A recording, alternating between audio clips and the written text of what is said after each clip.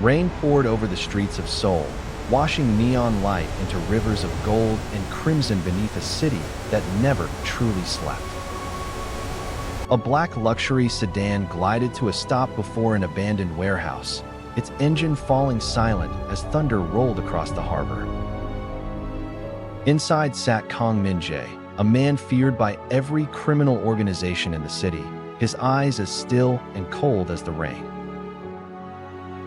For 20 years, he ruled the underworld by one unbroken rule: never betray family. But tonight, someone had shattered that vow. Before sunrise, the entire criminal empire would burn, and nothing left standing would ever be the same again. 3 days earlier, Kang Min-Jae had announced his retirement, ready to trade a life of power for something quieter.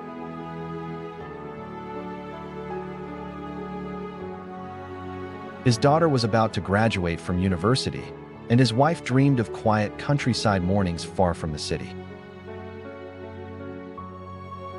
During a private meeting, he promoted his most trusted lieutenant, Lee Do-hwan, a man he had raised like a younger brother. Everyone applauded, everyone smiled, but in the shadows, one person secretly made a phone call that would change everything.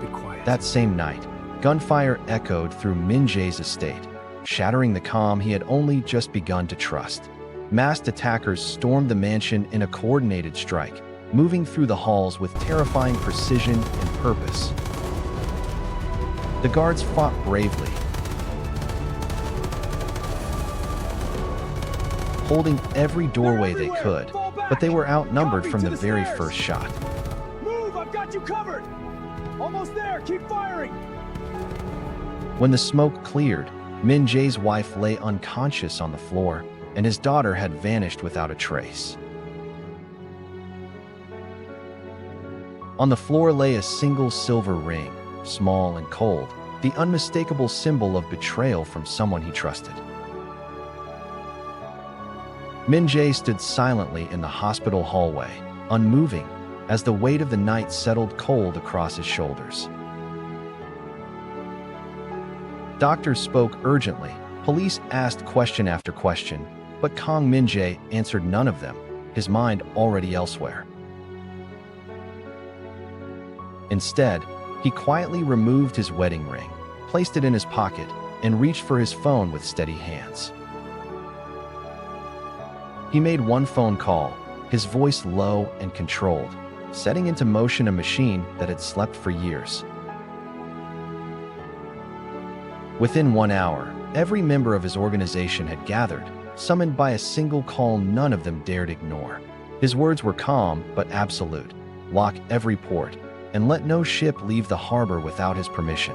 Close every border route, he ordered. Nobody leaves Seoul until the one responsible is found and brought to justice. The city froze overnight, criminal gangs vanishing underground, sensing a storm none of them wanted any part of. Corrupt politicians quietly switched off their phones, unwilling to be caught on the wrong side of his fury. Everyone in the underworld knew the same truth by morning. The dragon had finally awakened, and nothing would stop him. His oldest advisor stepped forward quietly and handed him a file thick with everything they had uncovered so far. Inside were security stills, hidden bank transfers, and photographs of secret meetings no one was ever meant to see. Every clue, every trail, pointed to a single name: Lee Do-hwan, the man closest to him in the entire organization. The brother he had trusted, the student he had trained, was now a man who wanted the throne for himself. But there was something even darker buried beneath the betrayal, something Min-Jae hadn't expected to find at all. Do-hwan hadn't acted alone. Someone far more powerful had been guiding his every move from the shadows. A mysterious investor from overseas had quietly funded the entire betrayal, patient and calculated from the very start. Their plan was simple and ruthless: destroy Min-Jae, seize every criminal network he controlled, and expand across all of Asia. For the first time since the attack, Min-Jae smiled, though it carried nothing warm within it at all. He wasn't smiling from happiness. He was smiling because now, finally, he knew exactly who deserved his justice. Midnight fell over an abandoned shipping dock, silent except for the creak of containers shifting in the wind.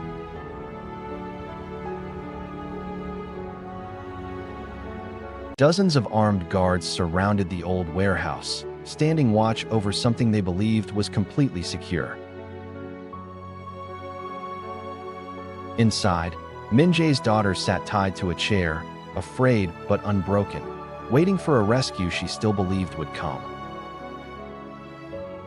Do-hwan stepped closer, voice smug with certainty.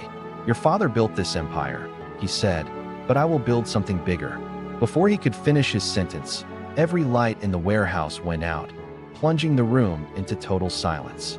One guard fell, then another, without a single gunshot, only the soft, deliberate sound of footsteps in the dark.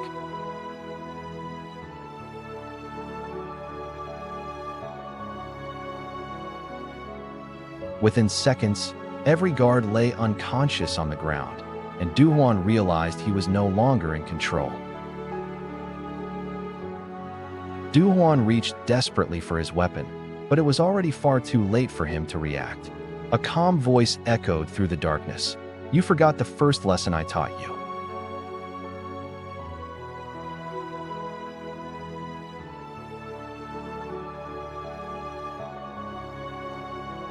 Never underestimate silence. The lights returned, and Min-Jae stood alone before him, calm, unshaken, exactly as he had always been. "You came alone?" Do-hwan asked, almost laughing. Min-Jae simply nodded. "I only needed one person," he replied. The two faced each other with no armies and no bodyguards left standing, only a mentor and his student. Their fight erupted fast and precise, every motion carrying the weight of years of shared, brutal training. Punches landed and were dodged in equal measure, two fighters who knew each other's every move by heart.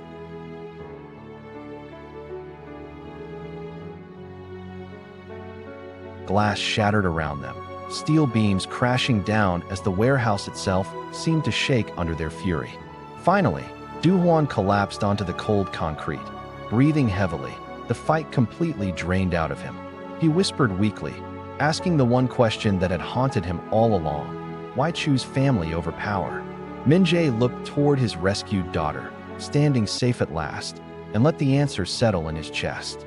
"Power ends," he said simply, his voice steady, carrying no anger, only certainty earned through everything he'd lost.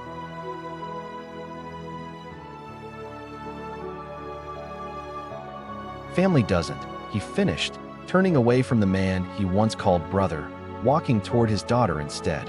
As dawn arrived, police raided the docks, and the overseas investors vanished before anyone could reach them.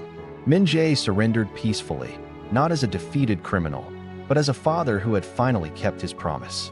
Years later, his daughter opened a small cafe overlooking the sea, far from the world her father once ruled.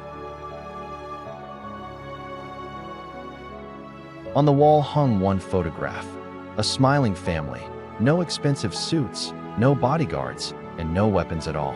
Just peace, quiet and simple, filled the small room where laughter had finally replaced fear for good. Sometimes the greatest revenge isn't destruction at all. It's simply ending the cycle of violence forever. What would you have done in Kang Min-Jae's place? Revenge or a new beginning?